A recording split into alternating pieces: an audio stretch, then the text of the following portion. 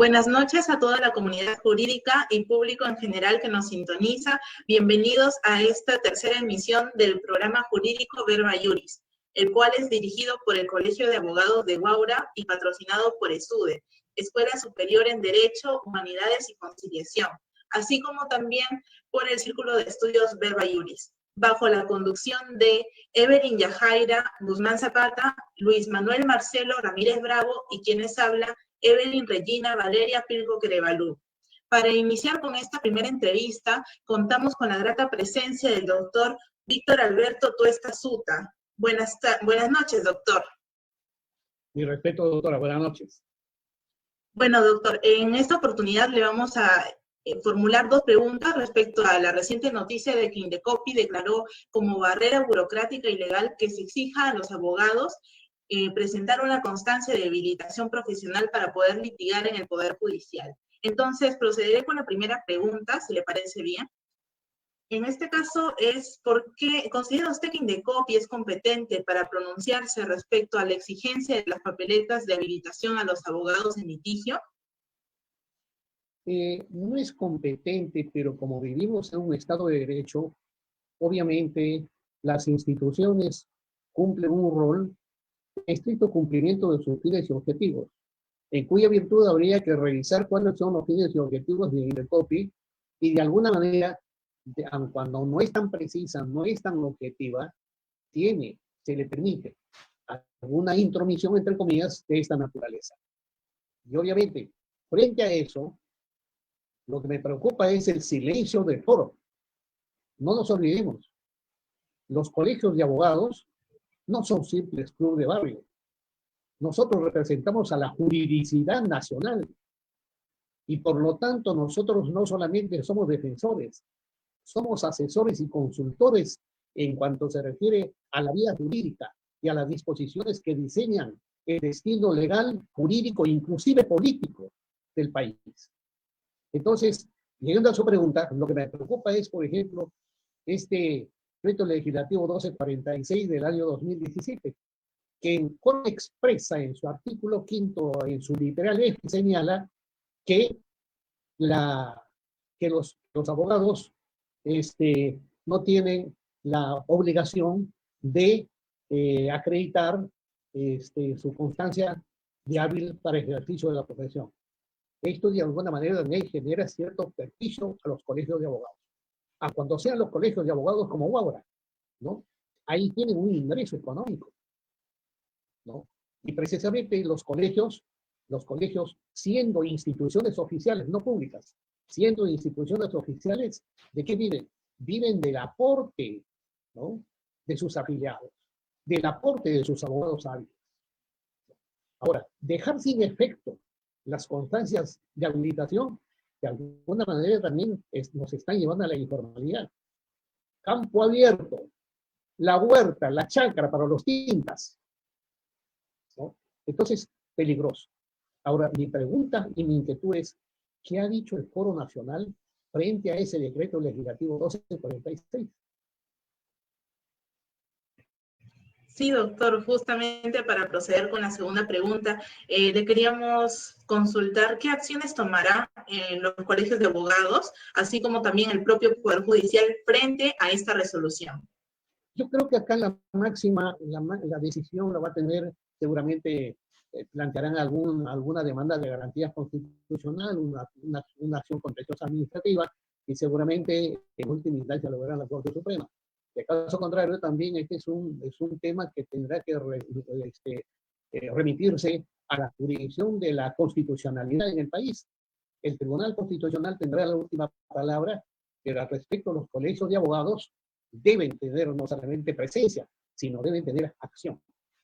Y lo que estoy viendo en estos momentos es que inclusive el Colegio de Abogados de Lima, al que también tengo el honor de pertenecer, veo que nuestra decana está un poco ahí perdida en procesos eleccionarios, de cuestionamientos de las comisiones de ética, y se están olvidando de temas tan singulares y tan importantes en que frente a la ausencia del foro, Indecopi va empoderándose, diciendo, sí señor, yo también tengo competencia para dirigir los destinos de los colegios de abogados.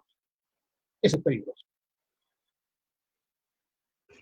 Muy bien, doctor, muchísimas gracias por su participación y por contar con su presencia en esta primera entrevista del programa de hoy. Y vamos a dar pase a la siguiente entrevista. Muy buenas noches a toda la comunidad jurídica. Tengo el agrado de presentarles al doctor Carlos Alvisuri Marín, experto en Derecho Penal y también en litigios penales, que nos hablará del acuerdo de colaboración eficaz en el caso Odebrecht. Doctor, le cedo el uso de la palabra. Muchas gracias por la invitación.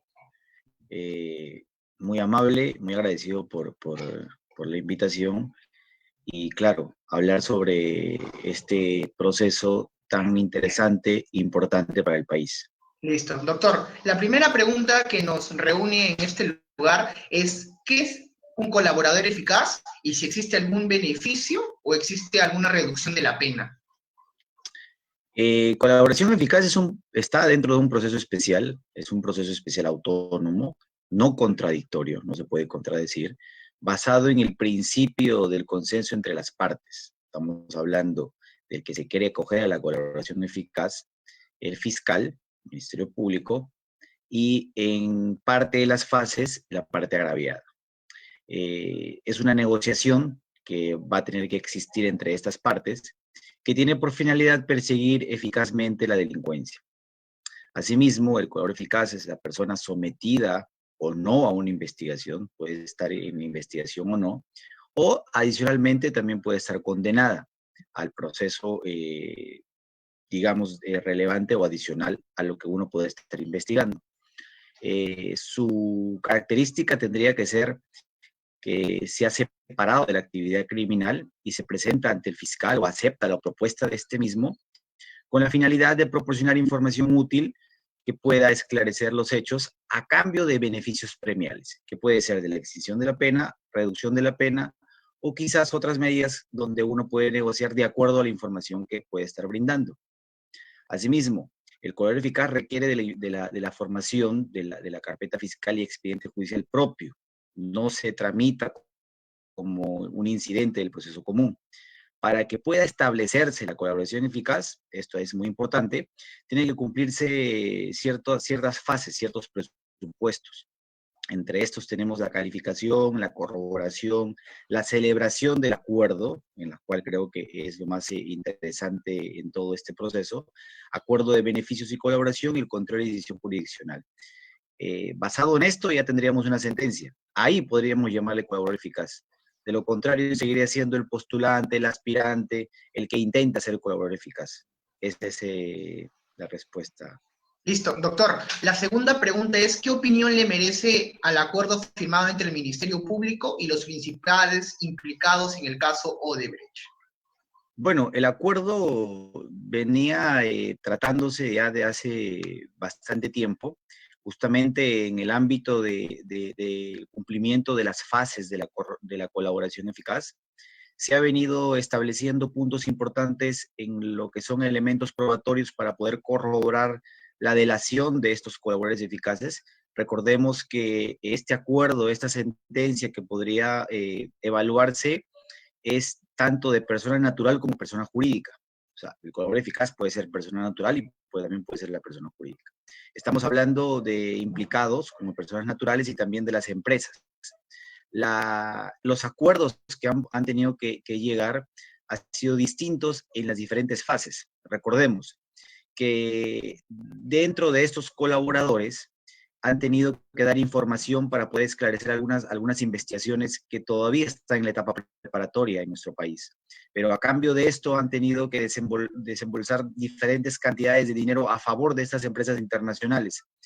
Los acuerdos y esta última resolución que se ha emitido, pues característica dentro de los cuales las exigencias de la información delatada del acuerdo de beneficios es el resumen de todo lo que ha delatado con relación a la imputación dentro de lo que es colusión simple, colusión agravada, para poder ver cuáles son los acuerdos que han establecido dentro del Estado y estas empresas y estas personas. Se ha resumido la corroboración, si es suficiente, relevante, útil toda la información que han brindado. Se ha establecido los principios de observación de trámite del proceso para ver si se ha cumplido o no se han cumplido los principios que rigen para que el acuerdo de una colaboración eficaz esté dentro de la base de la legalidad, dentro del ámbito de control, en relación a todo lo que se vendría estableciendo desde un inicio del momento de la calificación hasta la parte donde uno puede hablar sobre la reparación civil.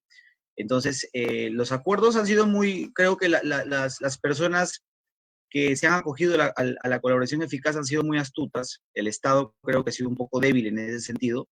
Y bueno, la reparación civil creo que es lo ideal para nuestro país, si lo podemos ver desde ese punto de vista.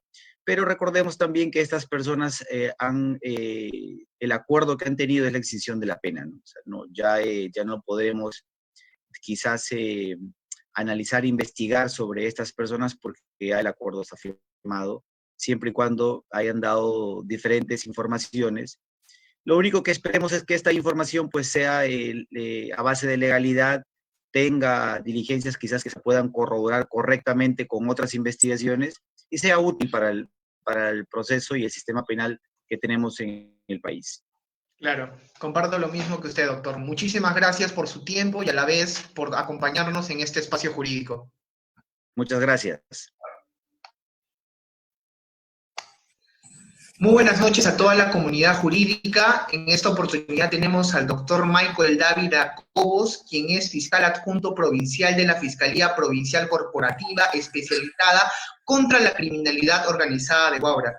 Doctor, le cedo el uso de la palabra. Hola Marcelo, buenas noches. ¿Qué tal? Gracias por la invitación y un saludo cordial a todos los agremiados del Colegio de Abogados de Huaura. Listo, doctor. Doctor, esta noche nos reúne para hablar de un caso muy mediático y a la vez muy sonado, que es el caso McDonald's, donde la Fiscalía archivó la investigación preliminar por la muerte de 2 jóvenes y a la par también se relaciona con el acuerdo entre las partes que se obtuvo. Correcto. Así es. Entonces, esto nos conlleva a 2 preguntas que le voy a realizar. Que la primera es, si el fiscal puede archivar un proceso penal, ¿por qué las partes conciliaron civilmente? Bien. Bueno, Marcelo, antes que nada habría que ponernos en contexto, ¿no? La información que yo tengo sobre el caso en referencia, el caso McDonald's, es lo que, bueno, la prensa ha informado, por ahí uno que otro colega también ha expresado su apreciación al respecto, ¿no? Pero los pormenores no los tenemos. Sin embargo, en base a lo que sabemos, a lo que se ha informado a nivel prensa o las redes sociales, por ejemplo, lo que tenemos pues son 2 jóvenes que trabajaban para la empresa McDonald's, si no me equivoco, creo que es de Pueblo Libre, no recuerdo de qué distrito de Lima. Y bueno, estaban haciendo limpieza y lamentablemente, pues, producto de un desperfecto de una de sus máquinas, murieron, pues, con una descarga de corriente, ¿no? Entonces, fue un caso, eso fue en quincena de diciembre del año pasado, si no me equivoco, y bueno, hubo todo un tema, porque obviamente la prensa lo hizo mediático, pero nosotros debemos partir por el análisis del aspecto meramente jurídico, ¿no? Y respecto a tu pregunta, respecto a que la Fiscalía archivó el caso, producto de que las partes acordaron civilmente, como lo expresas tú, hay que tener en cuenta algunos aspectos, ¿no? Por ejemplo, el término correcto, si fue así como lo expresas tú y como lo ha expresado la prensa, de que la Fiscalía archivó por el acuerdo reparatorio que hayan arribado las partes, la norma procesal penal, específicamente en su artículo 2, numeral 6, que habla netamente de esta institución jurídico-procesal que es el acuerdo reparatorio, donde establece, ¿no?, en qué delitos procede, cuándo procede, cómo procede, y en este caso, pues el protagonista para que se lleve a cabo ese acuerdo reparatorio en etapa de investigación preliminar es el fiscal. Entonces, si nosotros hablamos de un acuerdo reparatorio entre las partes, el caso no se archiva. La norma señala que el fiscal se abstiene de ejercitar la acción penal. Este detalle, Marcelo, es importante, porque tanto el principio de oportunidad como el acuerdo reparatorio, que son mecanismos alternativos dentro del proceso penal, no es un archivo, ¿no? Por ejemplo, en los principios de oportunidad, si las partes arriban a un acuerdo respecto a la reparación civil, y es más, la misma norma lo dice, si leemos en extenso el artículo 2 del Código Procesal Penal, señala que incluso la reparación civil se puede pagar por partes. Y si, por ejemplo, en este caso el imputado incumple con pagar en las cuotas establecidas de acuerdo a lo establecido, el fiscal queda expedito para ejercitar la acción penal. Es importante este término, Marcelo, porque si hablamos de un archivo quiere decir que el caso concluyó. Entonces, el legislador le da una connotación distinta, ¿no? Es decir, como te doy una oportunidad, pero si no la aprovechas, tengo expedito el camino para ejercitar la acción penal. O sea, la acción penal ha precluido a raíz de este acuerdo reparatorio. Entonces, en cuestiones de terminología, sí es importante utilizar correctamente el término, ¿no? No es archivo, es una abstención, como dice la propia norma, ¿no? Entonces, en este caso, entiendo yo que el fiscal ha sacado su disposición de abstención de la acción penal. Pero nótese que en este caso en concreto, no solo estaba el delito de homicidio culposo, hasta donde yo tengo entendido, también estaba el delito de atentado contra las condiciones de seguridad y salud en el trabajo. Entonces ahí he visto un poco que ha ido la crítica, ¿no? Porque ahí sí se ha archivado. Ojo, en ese sentido, en ese extremo, el caso sí se ha archivado, ¿no? Entonces, de lo que yo he podido advertir, entiendo yo que para el fiscal a cargo del caso, el hecho denunciado no constituye delito, es decir, lo considera atípico, porque de repente uno de los elementos del tipo no se cumple. Y es válido también ese razonamiento, ¿no? Entonces, en ese sentido, Marcelo, a veces confundimos terminologías, ¿no? Claro. Muy interesante, porque efectivamente, ¿no? Como tú lo has expresado en la pregunta, el fiscal archivó porque las partes arribaron a un acuerdo. Entonces, lo primero que hay que tener en cuenta es que hay dos delitos que han sido materia de una investigación preliminar, y respecto a uno, que es el delito de homicidio culposo, conforme lo habilita la norma del fiscal, sí se ha abstenido de ejercitar la acción penal. Y respecto al otro, entiendo yo, desde mi modesto entender, valga la redundancia, el fiscal ha considerado que el hecho denunciado no constituye delito. Eso es lo que, a grosso modo, Marcelo, yo he podido advertir de este caso McDonald.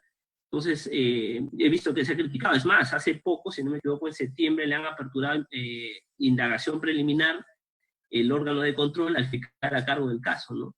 Entonces, yo creo que mientras que se actúe dentro del marco de la legalidad, porque lo que ha hecho el fiscal, desde mi punto de vista jurídico, sí está habilitado por la norma. O sea, no, hasta ahí, como te digo, no conozco el caso a profundidad, pero considero que no ha habido algún exceso o alguna actuación aparentemente irregular, no lo advierto, ¿no? Es una opinión personal. Entonces, creo que sí ha actuado dentro de este artículo 2, numeral 6 del Código Procesal Penal, que habla específicamente del acuerdo reparatorio. Doctor, la siguiente pregunta es, ¿usted, a su parecer, cree que la abstención del fiscal ha vulnerado algún derecho de las víctimas?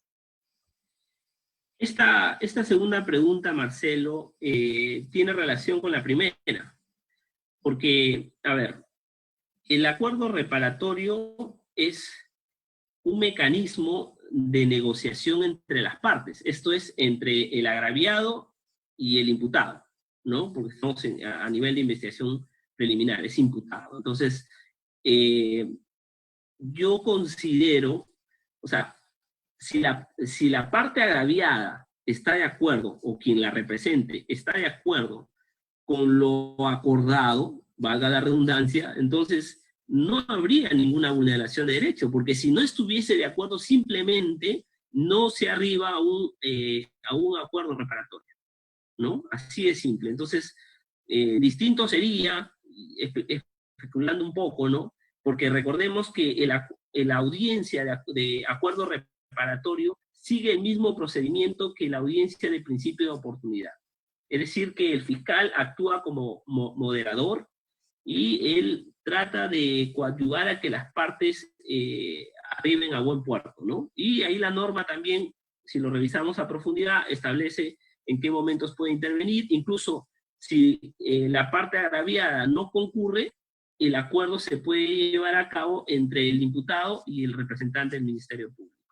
Entonces, yo pienso, si nos enfocamos en el caso materia de análisis, si las partes están de acuerdo, y hasta donde yo tengo entendido están de acuerdo, con el monto indemnizatorio que les ha otorgado en este caso la Personería Jurídica de Operaciones Arcos Dorados, que es quien tiene la franquicia de McDonald's en el Perú, ¿no?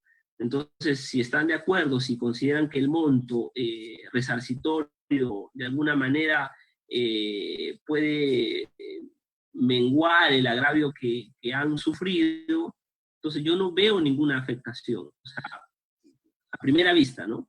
No veo que esto, pues, perjudique a la parte agraviada, ¿no? Como te digo, el acuerdo reparatorio es entre las partes involucradas. Entonces, es más, la propia norma lo señala, que aun cuando el caso se judicialice, es decir, aun cuando el caso se formalice, la famosa formalización de la investigación preparatoria, se puede arribar a un acuerdo reparatorio. La diferencia es que está bajo el control del juez de investigación preparatoria, ¿no? Entonces, en ese sentido, yo creo que no, me parece eficaz, me parece más célere. En realidad, pues, el tema punitivo, porque estamos hablando, por ejemplo, de un delito culposo, ¿no? De una imprudencia que cualquiera puede incurrir, ¿no? Uno puede salir de su casa rumbo al trabajo y puede accidentar a alguna persona, por ejemplo, ¿no? Entonces, yo creo que sí es eficaz buscar estas medidas alternativas y evitar que las partes se vayan a proceso, de repente esperen 2, 3 años, ¿no? Y recordemos que el titular de la acción penal es el Ministerio Público. La parte agraviada no tiene nada que ver ahí. La parte agraviada solo es para efectos de la indemnización por los daños y perjuicios ocasionados por el delito incurrido. Entonces, la parte agraviada lo que le interesa es ser indemnizada.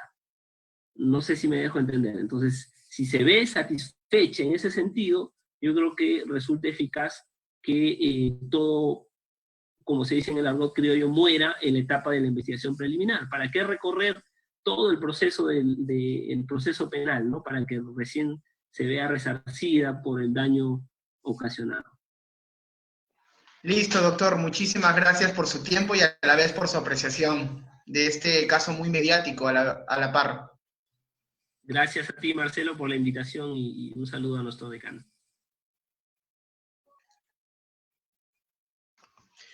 Continuando con las noticias de actualidad jurídica, tenemos la detención preliminar por 7 días contra los investigados en los que se presume alguna vinculación con el Estado, o más conocidos por este caso Richard Swing, lo que nos lleva a que la fiscal anticorrupción Yanis Sánchez plantea esta detención preliminar por el peligro de fuga y obstrucción a las investigaciones. Tenemos que tener en cuenta que estos funcionarios públicos se encuentran vinculados a las presuntas irregularidades que se habrían cometido para la contratación del cantante Richard Cisneros en el Ministerio de Cultura. También tenemos que entender que la Fiscalía ha enumerado una serie de hechos recopilados desde que inició la investigación. Estos pasarían por la manipulación de testigos, ocultamiento de pruebas y red de contactos que llegarían hasta el presidente Vizcarra, a fin de eludir estas investigaciones. Por ende, tenemos que tener en cuenta que esto se encuentra en diligencias preliminares y por tal motivo se realizó esta detención. Paso con la siguiente noticia de actualidad. El Tribunal Constitucional estableció una jurisprudencia a través de la sentencia 03882-2016 habeas corpus, en la cual establece 7 criterios para el uso de los drones. Esta sentencia se pronunció sobre la demanda de habeas corpus interpuesta por doña Máxima Acuña Atalaya contra la empresa minera Yanacocha, Sociedad de Responsabilidad Limitada. La señora Máxima alegó que se le estaban vulnerando su derecho a la vida privada y también a la libertad de tránsito. El Tribunal Constitucional, si bien es cierto, desestimó la demanda en el extremo de la violación al derecho de la libertad de tránsito, declaró fundada la demanda en cuanto al extremo de la violación a la vida privada, ya que la empresa minera Yanacocha, Sociedad de Responsabilidad Limitada, hizo sobrevolar un dron sobre el terreno donde habita la señora Máxima con su familia, lo cual podría significar una vulneración a su intimidad. Explica el Tribunal Constitucional dentro de estos 7 criterios que el uso de los drones debe ser regulado, permitiéndose para exclusivamente o preferentemente lo que es la seguridad ciudadana, así como también la seguridad pública. Y también nos menciona que los drones no deberían acceder a espacios íntimos o espacios como ventanas, jardines, terrazas u otros que pertenezcan a una propiedad privada, y de esta manera evitar que se vulnere la intimidad de las personas.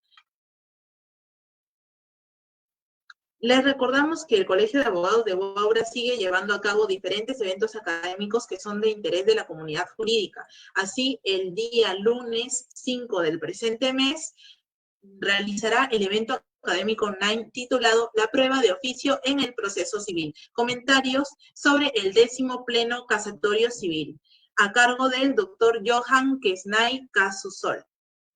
Asimismo, también el miércoles 7 de este mes, a las 6 de la tarde, se llevará a cabo el tema Panorama General del Derecho Administrativo Sancionador en la Prevención del Lavado de Activos, con el doctor José Antonio Arbolú Ramírez. Estos se llevarán a cabo por medio de la plataforma Facebook Live.